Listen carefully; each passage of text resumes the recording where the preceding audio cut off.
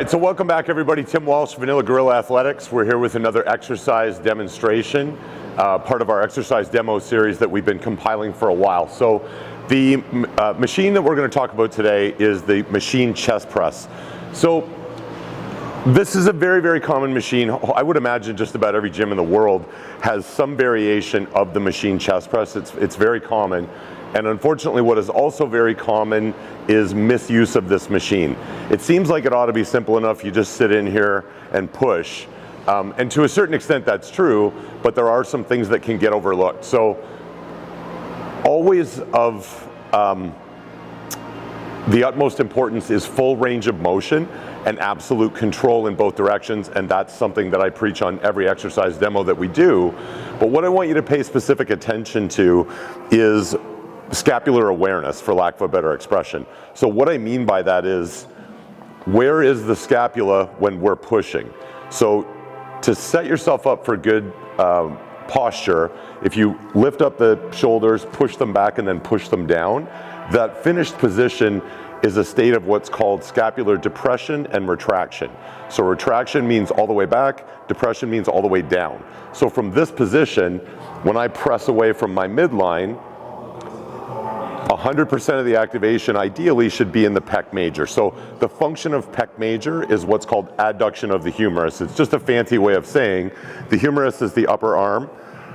It means we go from this position to this position, or in an isolation exercise like the pec deck, this position to this position.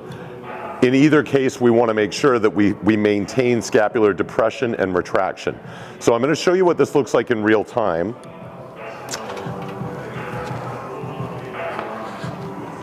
So right now in my start position, I've got my scapula fully retracted and completely depressed. So I'm in the best position. I'm going to slowly control the eccentric and feel for the stretch in my pecs. Now this machine, just the way it's built, would actually allow me to come all the way back here. Now that's way too far. It's much further than I need to go to get a full stretch in the pec.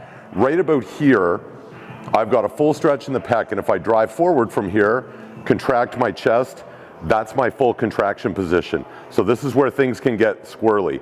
We'll start off in the stretch position. If I was to allow, again, this is my full stretch. If I was to allow the machine to take me back further, you can see in my shoulders, they're starting to elevate, so my scapula is contracting, and I'm starting to protract at the shoulder. So now I'm putting undue stress in the rotator. It's just not a healthy position. So this is my stretch position, and this is my squeeze position. Now in the other direction here, a lot of times people think if this is good, this must somehow be better. So again, I'm allowing, when I move from here to here, my scapula is no longer retracted, it's protracted, and we don't want that. That's not giving any extra activation in the pec. In fact, it's creating shoulder instability. So stretch, squeeze, this is our full range of motion. And when I finish the set with this particular machine, what I would do is use my foot to get back into this position. What I don't want to do, and what you certainly don't want to do with a heavy load, is come all the way back and try to awkwardly get out like that. So if your chest press machine is set up with this foot piece that allows you to bring the handles forward, this is stretch, this is your squeeze, that's my full contraction, and at the end of the set, we catch it here, and that's that. Now, one of the things I really like to do with these exercise demo videos is first show what is proper execution of the exercise, and then for those of you that are a little bit maybe in the intermediate or advanced level, how could we use this machine for advanced hypertrophy techniques? So that's the second thing I'm going to show you. The first technique that we'll use is a technique for elevating time under tension.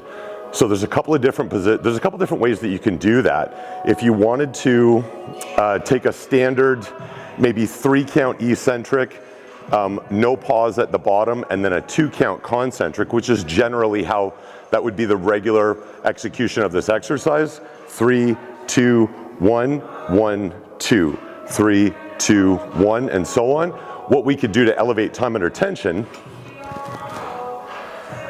is 3, 2, 1, maybe a 2-count pause in the bottom for 1, 2, and then drive up.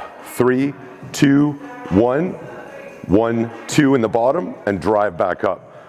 What happens when we do that, if we were to do 10 repetitions at that standard count of 3 down, no pause, 2 on the way back up, that would be a 5 count total time under tension per rep. So if we did 10 reps that way, it would be, for lack of a better expression, 50 counts worth of time under tension to get 10 reps.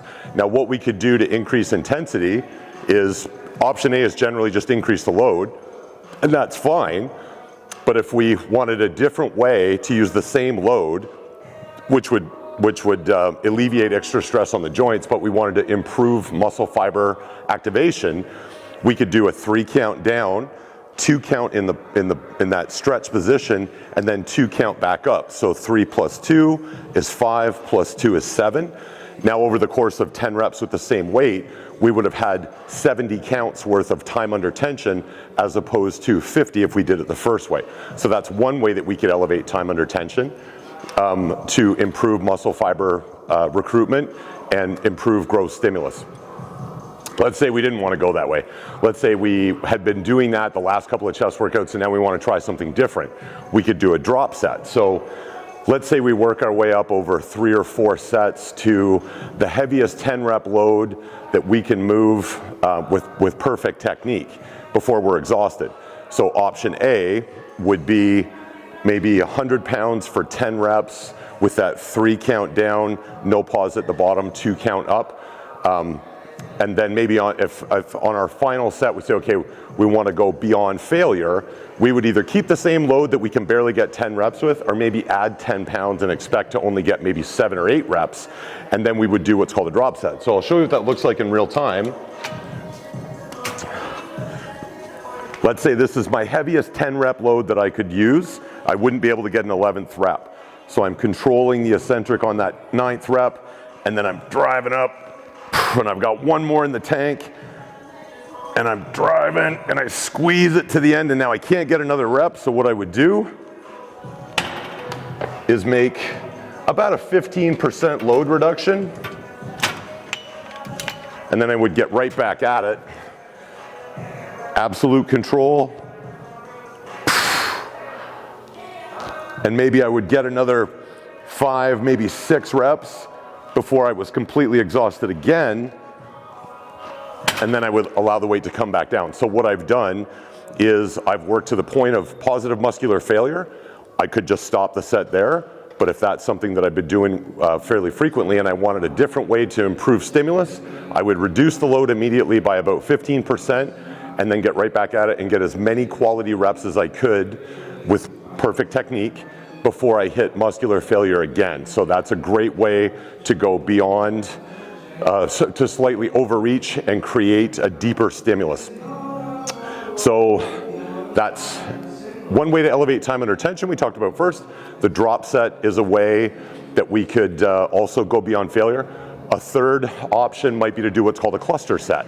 So a cluster set is where if you've done 2 or 3 feeder sets, let's say you work your way up to, again, a heavy 10 rep set. So instead of doing a drop set,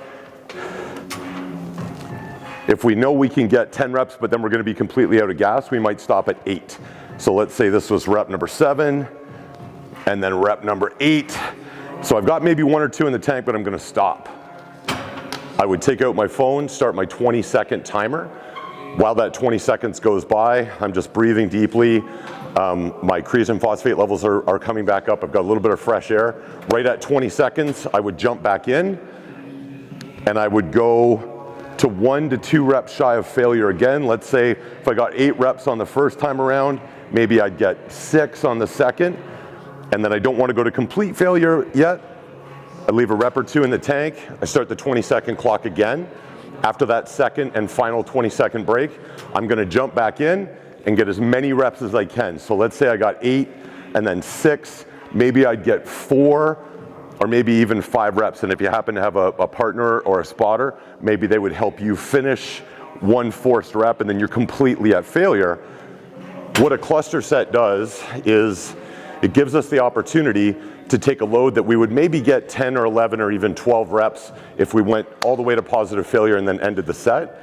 But it gives us the opportunity to get that same load for a total of maybe 20 to 22 reps, because we leave 1 to 2 reps in the tank, take our 20-second break, and then we go again, leave 1 to 2 reps in the tank, take a 20-second break, and then on the third and final round we go right to failure. So the total number of repetitions with the same weight far exceeds what we would have gotten if we'd just gone straight to failure and not done the cluster approach. So that's 3 ways to use the machine chest press to improve your ability to stimulate lean mass. So hope you really enjoyed that. If you have questions or comments, hit us up in the comment section below, and thanks so much for joining us.